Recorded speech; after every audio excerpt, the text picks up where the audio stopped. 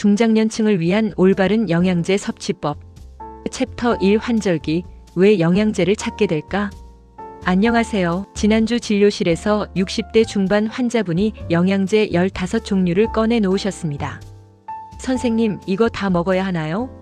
TV에서 좋다고 해서 하나씩 샀는데 아침마다 먹는 게 너무 힘들어요.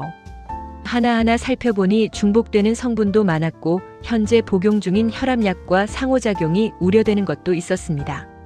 무엇보다 정작 이분에게 필요한 핵심 영양소는 빠져 있었죠. 이런 일이 비단 이분만의 문제가 아닙니다. 요즘처럼 가을 환절기가 되면 많은 분들이 건강에 대한 걱정으로 약국을 찾으십니다. 아침 저녁으로 기온차가 커지면서 면역력이 떨어지고 쉽게 피곤해지고 여기저기 아픈 곳이 늘어나는 시기니까요. 그래서 자연스럽게 뭔가 챙겨 먹어야겠다는 생각이 드는 거죠. 하지만 여기서 중요한 질문을 던져야 합니다. 나에게 정말 필요한 영양제가 무엇일까? 많은 분들이 광고를 보거나 지인의 추천으로 영양제를 구매하십니다. 이거 먹고 좋아졌다더라, TV에서 유명한 의사가 추천했다더라 하는 정보들이죠. 물론 그 영양제들이 나쁜 제품은 아닙니다. 다만 그것이 당신에게 필요한 것인지가 문제입니다. 우리가 흔히 간과하는 사실이 있습니다. 우리 몸은 나이에 따라 극적으로 변한다는 것입니다. 20대의 몸과 50대의 몸은 완전히 다른 시스템으로 작동합니다. 신진대사 속도가 다르고 호르몬 분비가 다르고 영양소 흡수율도 달라집니다.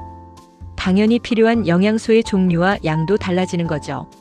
성장기 청소년에게는 뼈 성장을 위한 비타민 D와 칼슘이 가장 중요합니다. 2030대 청년층은 불규칙한 식사와 스트레스로 인한 피로 회복을 위해 비타민 B군이 필요하죠. 그런데 5060대가 되면 이야기가 완전히 달라집니다. 수면의 질이 떨어지고 근육량이 감소하고 여성은 골다공증 위험이 높아지며 남성은 심혈관 질환 가능성이 커집니다. 30년 가까이 환자분들을 진료하면서 가장 안타까웠던 경우가 건강에 관심이 많아 영양제를 열심히 챙겨 드시는데 정작 본인에게 필요한 것은 놓치고 계신 분들이었습니다. 어떤 분은 관절에 좋다는 영양제만 5종류를 드시면서 정작 심각한 비타민 D 결핍은 방치하고 계셨죠. 그래서 오늘 이 영상을 준비했습니다. 여러분의 나이대에 꼭 필요한 영양소가 무엇인지, 어떻게 선택하고 복용해야 하는지 과학적 근거를 바탕으로 명확하게 알려드리려고 합니다. 무작정 많이 먹는다고 건강해지는 게 아닙니다. 나에게 딱 맞는 영양제를 똑똑하게 선택하는 것, 그것이 진짜 건강을 지키는 방법입니다. 챕터 2 중장년층, 몸에 어떤 변화가 생길까? 많은 분들이 50대에 접어들면서 선생님, 예전 같지가 않아요 라고 말씀하십니다. 맞습니다. 50대부터는 우리 몸이 보내는 신호가 확연히 달라집니다. 먼저 가장 많이 호소하시는 증상이 수면 문제입니다.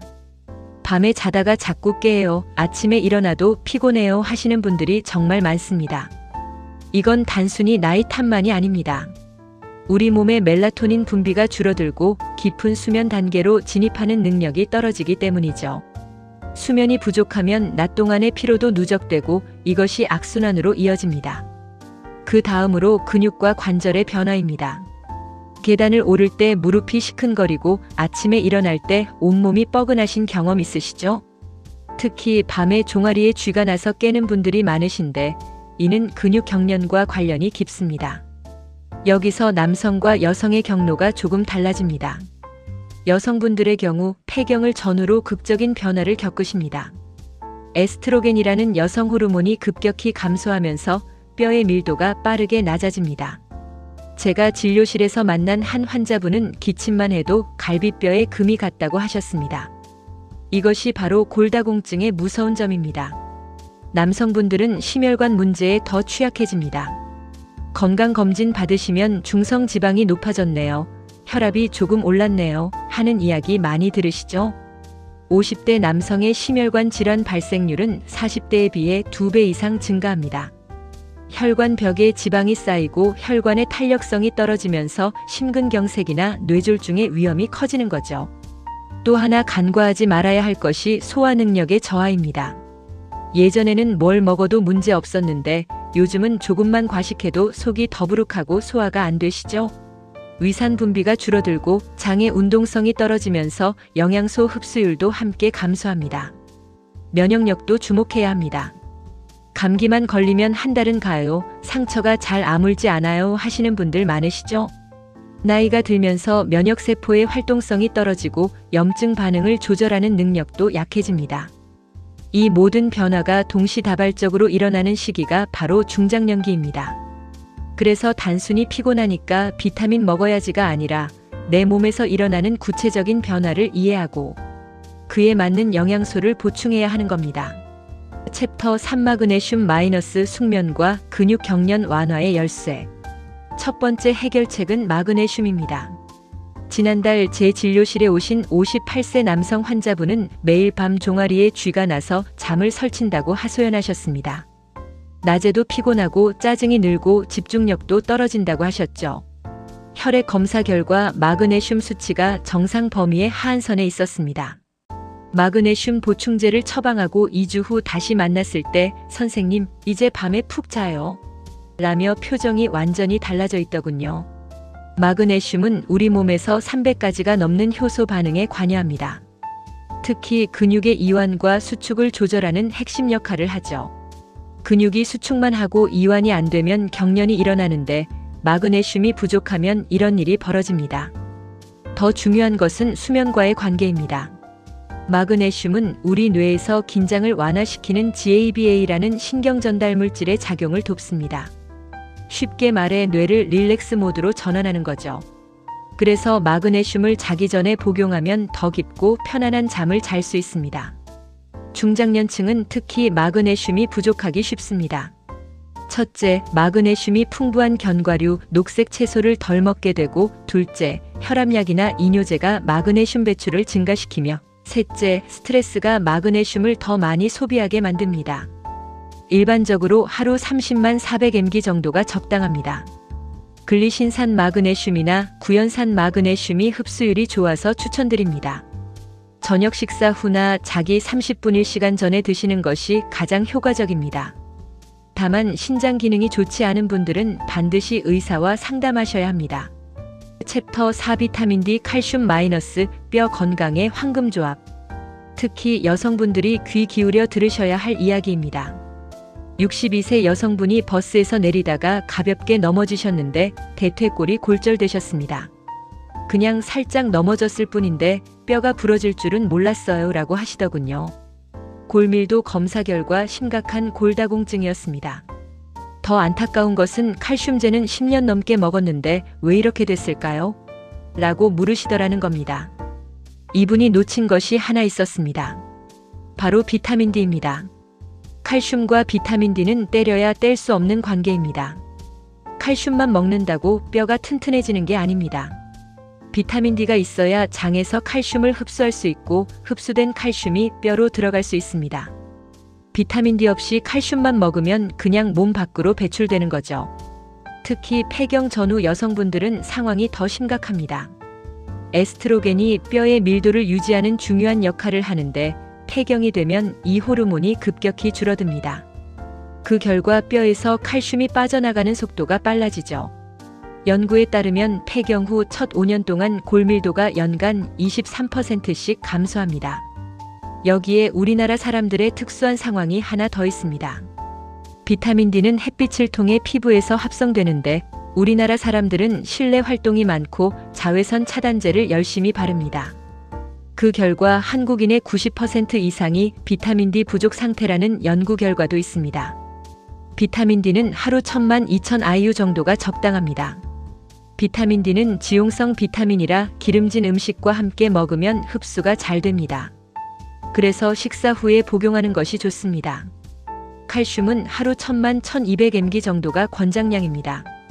한 번에 많은 양을 먹으면 흡수율이 떨어지니 아침 저녁으로 나눠서 드시는 게 좋습니다.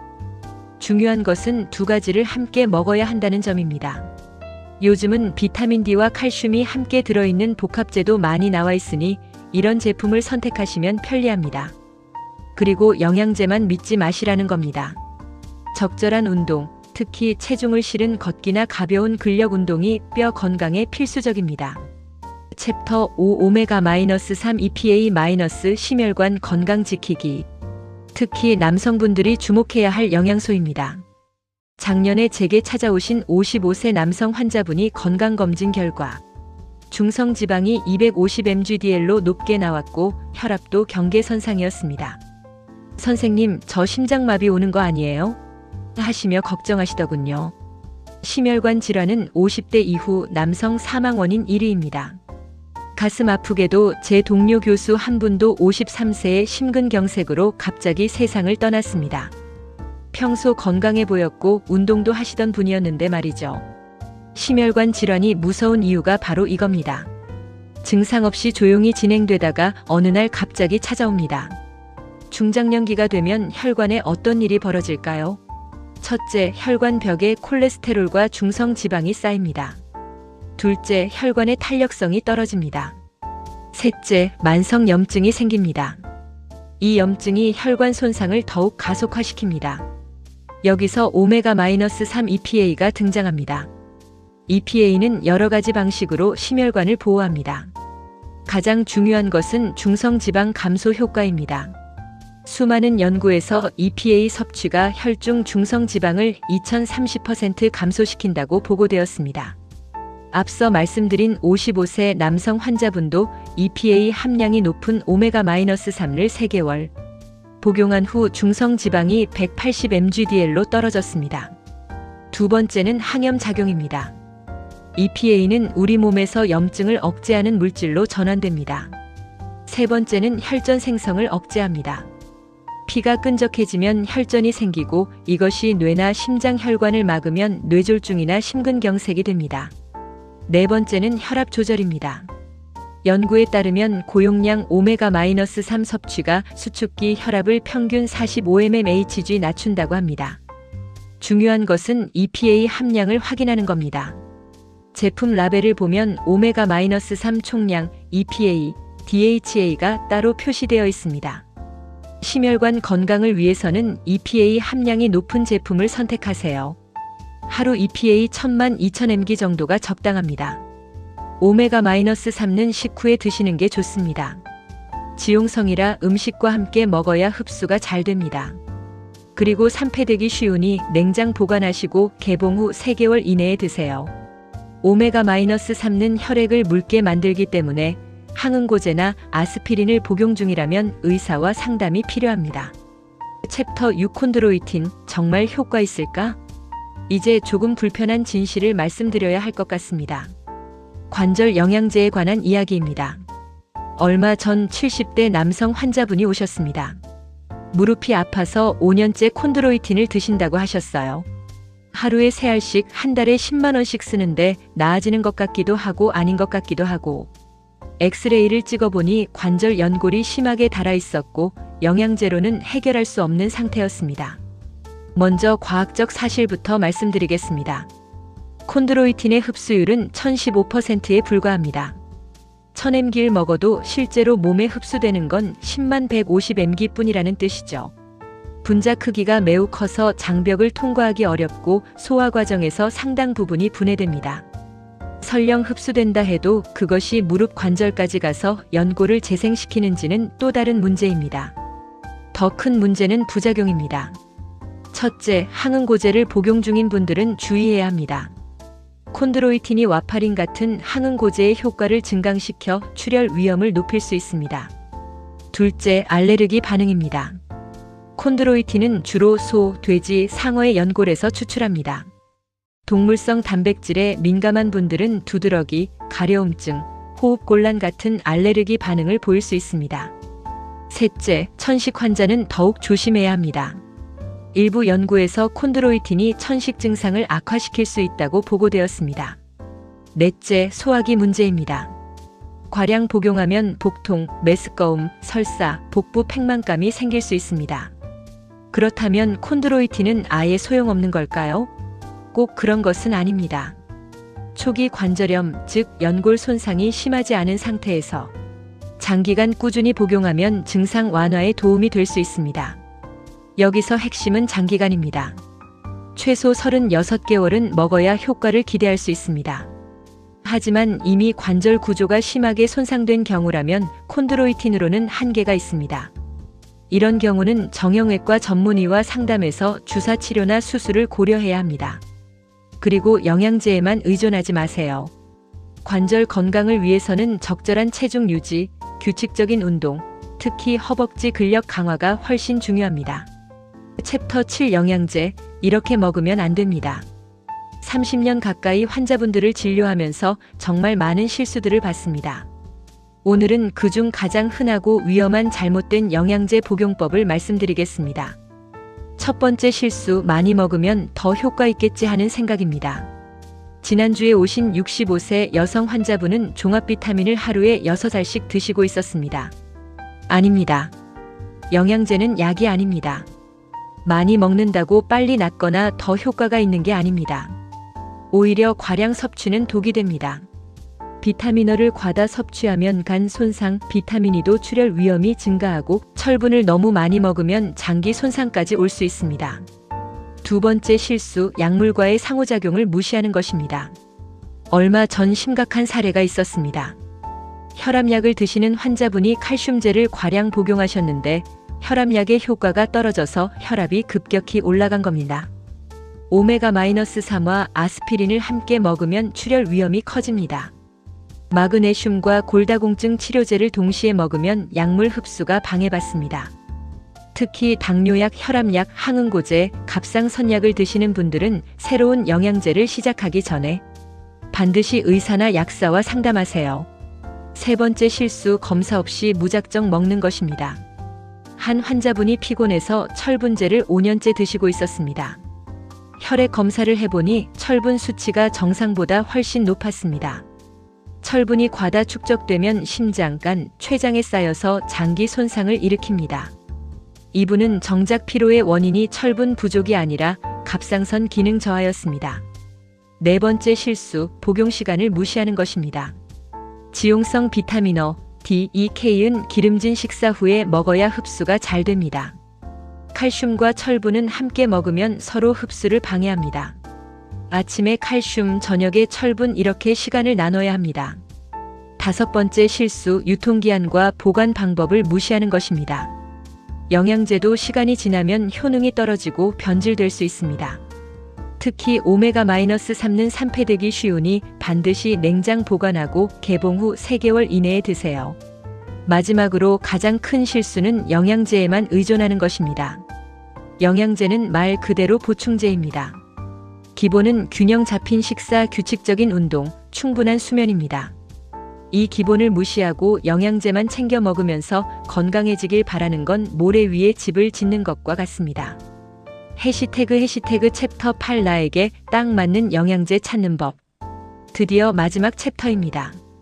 지금까지 여러 영양소에 대해 말씀드렸는데 아마 이런 생각이 드실 겁니다. 그래서 나는 뭘 먹어야 하는 거예요? 오늘은 그 답을 찾는 방법을 알려드리겠습니다. 먼저 가장 중요한 원칙 하나. 영양제는 획일적이어서는 안 됩니다. 옆집 아주머니한테 좋다고 나한테 좋은 게 아닙니다. TV에 나온 유명 의사가 추천했다고 모두에게 맞는 것도 아닙니다. 나만의 맞춤 영양제를 찾아야 합니다. 첫 번째 단계, 자신을 정확히 파악하세요. 제가 환자분들께 늘 하는 질문들입니다. 하루에 몇 끼를 드세요? 어떤 음식을 주로 드세요? 채소는 충분히 드시나요? 유제품은요? 야외 활동은 얼마나 하시나요? 술은요? 담배는요? 한 환자분은 저는 밥도 잘 먹고 건강한데요 하셨지만 자세히 물어보니 채소는 거의 안 드시고 고기 위주로만 드셨습니다. 유제품은 배가 아파서 피하고 햇빛은 피부 때문에 차단하고 매일 소주 한 병씩 드셨습니다. 이런 식습관이라면 비타민C, 칼슘, 비타민 D 부족이 뻔합니다. 두 번째 단계, 현재 건강 상태를 체크하세요. 어떤 증상이 있나요? 자주 피곤하신가요? 밤에 잘 주무시나요? 다리에 쥐가 자주 나나요? 어지럼증은 없나요? 소화는 잘 되나요? 이런 증상들이 영양 결핍의 신호일 수 있습니다. 만성 질환은 없나요? 고혈압, 당뇨병, 고지혈증이 있다면 심혈관 건강에 더 신경 써야 합니다. 골다공증 진단을 받으셨다면 칼슘과 비타민 D가 필수입니다. 세 번째 단계, 복용 중인 약물을 점검하세요. 혈압약, 당뇨약, 항응고제, 갑상선약, 골다공증약 등 현재 드시는 모든 약을 리스트로 만드세요. 그리고 새로운 영양제를 시작하기 전에 이 리스트를 들고 의사나 약사와 상담하세요. 이 약들과 함께 먹어도 되나요? 이 질문 하나가 큰 부작용을 예방할 수 있습니다. 네 번째 단계, 검사 결과를 확인하세요. 최근 1년 이내 건강검진을 받으셨나요? 혈액 검사 결과를 다시 꺼내보세요. 빈혈은 없나요? 비타민 D 수치는? 간 기능, 신장 기능은 정상인가요? 혈당, 콜레스테롤, 중성지방 수치는 어떤가요? 비타민 D 수치가 20 ng/ml 이하면 결핍, 2030이면 부족, 30 이상이면 정상입니다. 수치에 따라 필요한 보충량이 달라집니다. 중성지방이 150 mg/dl 이상이면 오메가-3를 고려해야 합니다. 다섯 번째 단계, 우선순위를 정하세요. 모든 영양제를 다 먹을 수는 없습니다. 경제적 부담도 있고 매일 먹는 것도 힘듭니다. 제 환자분들께는 보통 34가지 정도를 추천합니다. 예를 들어 폐경후 여성이라면 1순위 비타민 D 칼슘, 2순위 오메가-3, 3순위 마그네슘. 50대 남성이고 중성지방이 높다면 1순위 오메가-3, 2순위 비타민 D, 3순위 종합비타민. 이렇게 우선순위를 정하는 겁니다. 여섯 번째 단계, 3개월마다 재평가하세요. 영양제를 시작한 후 어떤 변화가 있나요? 수면이 좋아졌나요? 피로가 줄었나요? 혈액 검사 수치가 개선되었나요? 효과가 없다면 용량을 조절하거나 다른 제품으로 바꾸거나 아예 중단하는 것도 고려해야 합니다. 마지막으로 가장 중요한 조언입니다. 혼자 판단하지 마세요. 인터넷 정보, TV 광고, 지인 추천만으로 결정하지 마세요. 정기적으로 주치의나 전문가와 상담하세요. 제대로 된 맞춤 상담 한 번이 수십 가지 영양제를 무작정 먹는 것보다 훨씬 효과적입니다. 영양제는 건강의 전부가 아니라 일부입니다. 기본인 식사, 운동, 수면을 챙기면서 부족한 부분을 영양제로 보충하는 것, 이것이 건강한 중장년을 위한 가장 현명한 전략입니다. 오늘 이 영상이 여러분의 건강한 노년을 준비하는 데 작은 도움이 되었기를 바랍니다. 10년 후, 20년 후의 건강은 오늘 여러분의 선택에 달려 있습니다. 똑똑한 선택하시길 바랍니다. 감사합니다.